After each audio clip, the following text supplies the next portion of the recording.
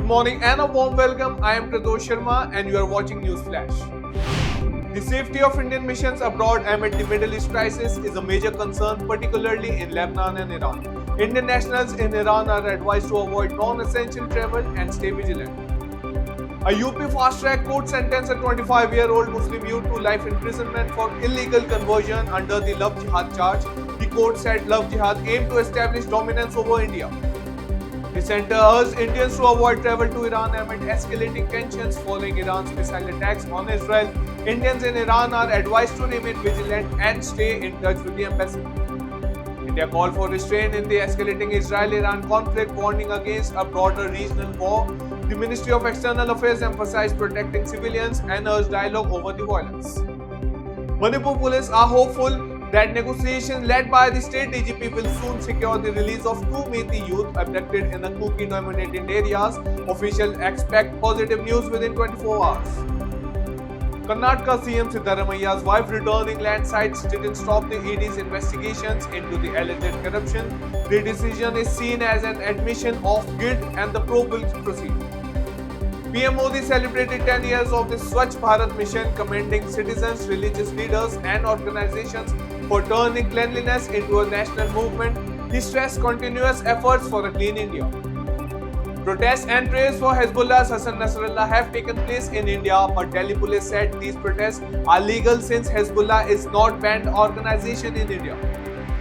External Affairs Minister S. Jaishankar said that peace on the India-China border will not be restored until military deployment are reversed. He blamed China for violating peace agreements in 2020. A helicopter crash in Pune claimed 3 lives on Wednesday. The chopper was en route to Mumbai when it crashed near a hilly areas. Authorities reported foggy weather conditions at the time of the incident. After Iran's missile barrage on Israel, the Israeli military vowed to continue striking in the Middle East. PM Netanyahu said Tehran made a big mistake and the military remains fully operational.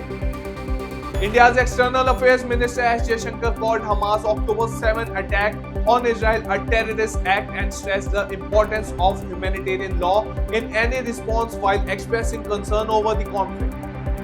Security for Israel and Iranian missions in India has been tightened after Iran's missile attack on Israel. Indian authorities are ensuring that India remains a neutral and not a battleground. Iran's supreme leader warned Hezbollah's Hassan Nasrallah to flee Lebanon before his death in an Israeli airstrike. Khamenei is now concerned about a possible Israeli infiltration in Iran's ranks. Iran launched over 200 ballistic missiles targeting Israeli military bases and Mossad headquarters.